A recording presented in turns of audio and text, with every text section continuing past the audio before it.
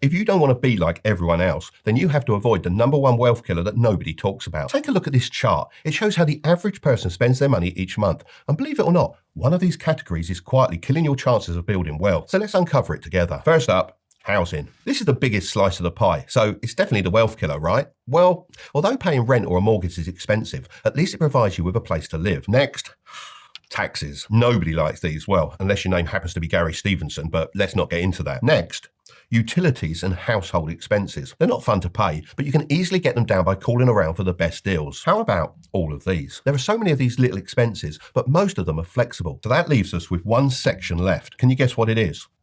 Transportation. Car payments, insurance, fuel, repairs, parking, all for something that goes down in value every single day. The average new car costs nearly $48,000. It's not an investment, it's not building your wealth, and in most cases, it's just a financial black hole on wheels. That's why out of all of these expenses, transportation, specifically your car, is the number one wealth killer, and it's only getting worse.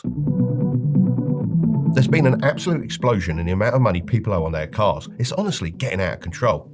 Let me show you what I mean. In 2005, total auto loan debt was sitting at $720 billion. 5 years later, it reached $850 billion. Fast forward to 2020, it's rocketed all the way up to $1.38 trillion. And in 2025, we're sat at an all-time high of $1.62 trillion. This has led to more people than ever being what I like to call car poor. This is when you're making just enough to cover your car payments, but not enough to build wealth at the same time. It's like you're trapped on a treadmill that never slows down. But why get on this treadmill in the first place? Well, more people than ever care about their image, and driving a nice car is one of the quickest ways to impress other people. The car industry spends billions of dollars convincing you that a new car is going to transform your image, confidence, and maybe even your love life. They don't show you sitting in a traffic jam on a rainy Tuesday after getting slapped with a $600 repair bill. Clever marketing makes you feel like success is finance, but really, it's a lie you're being fed to keep you trapped. Look at the Cybertruck. That wasn't sold on practicality or daily use. It was sold on the image of power and looking like you're straight out of a sci-fi film. Social pressure fuels this too. Nobody claps when you drive an old Honda that's paid off and running smoothly, but if you roll up in a brand new BMW on finance, people tend to give you approval and assume you're doing really well for yourself. I see so many young lads these days trying to look successful rather than actually trying to be successful, especially in cultures where car ownership gives you credibility. This need to look rich is what's causing this to happen. It makes people stretch their money so thin that the car actually ends up owning them. This car poor trap gets even worse for some people as they borrow more than the car is actually worth. It sounds silly, and you might be thinking, why would anyone do that? But it's actually very common, and it's called being in negative equity or upside down on the loan. In Q4 of 2023, nearly 1 in 4 people were in this exact position. So this could result in you owing $40,000 on a car that's only worth $30,000. This means you're $10,000 in negative equity. I've actually had a lot of people email me after reading my free weekly newsletter saying it helped them avoid traps like this and even make a bit of extra money with some of the strategies I share. It's something I just do for fun, and I really enjoy reading the replies. So if you want me to send you those emails too, I'll drop a link in the description. Anyway, if you want to avoid being car poor like most people, then you need to understand the true cost of that so-called affordable car sitting in the showroom. I feel like a lot of people don't understand that the sticker price of a car is far from the true cost of owning that car. Let me explain. Take a look at this Honda Civic. It's the most commonly purchased car by people aged between 18 and 24 in America, and on the surface, it looks like a sensible choice. The sticker price is $27,867, which seems reasonable. However, let's dig into the true cost to own this car over 5 years. First up is depreciation, and on this car, that's $10,999. This cost starts the second you drive your new car off the lot, as it drops 10 to 15% in value before you even make it home. Over 5 years, you'll lose nearly $11,000 to depreciation alone. Think about that. $11,000 just gone.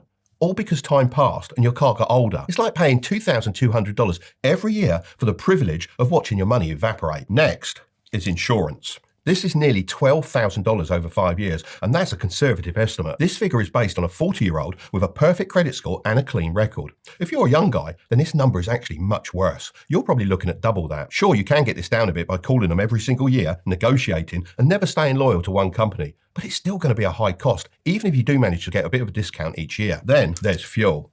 $6,415 just to keep the thing moving. This is actually getting so expensive. Now, for financing. This is the cost of not having cash up front. $4,719 over 5 years assumes you've got a decent credit score and put down 10%. But if your credit score is bad, then you could be looking at 15 to 20% interest rates instead of the 6 to 6.5% I'm showing here. That's why I always drill home the importance of building up a good credit score by having a credit card and putting small monthly expenses on it that you pay back in full at the end of each month. This means you avoid paying any interest and prove that you're a responsible borrower. Next up is maintenance. $3,224 over 5 years for oil changes, brake pads, tyres, the list goes on. However, you can do this a lot cheaper if you learn a little bit about cars. I used to race in car championships, so I know the ins and outs of how to fix stuff on my car. This has saved me thousands over the years. I mean, if you learn to change your own oil, you'll save $30 to $50 every single time. And if you buy a basic OBD scanner for $20 to $30, you can diagnose most problems yourself instead of paying the garage $100 just for them to plug it in and tell you what's wrong. Then, taxes and fees. This is just the government's cut. Road tax, registration and inspection fees will come to around $2,800 over 5 years. Finally, we've got repairs. We'll budget $1,790 for this over 5 years. These surprise expenses are killers if you're not prepared for them. Even reliable vehicles like the Honda Civic will eventually need repairs beyond normal maintenance. This is exactly why you need an emergency fund of 3 to 5 months of your living expenses. Without it, a single major repair can derail your entire financial plan. With cars, it's not a matter of if something will break, it's when. So let's add all this up. Drum roll, please. Your affordable $27,867 Honda Civic actually costs you $46,821 over 5 years. But it gets even worse than this, as this doesn't even consider opportunity cost.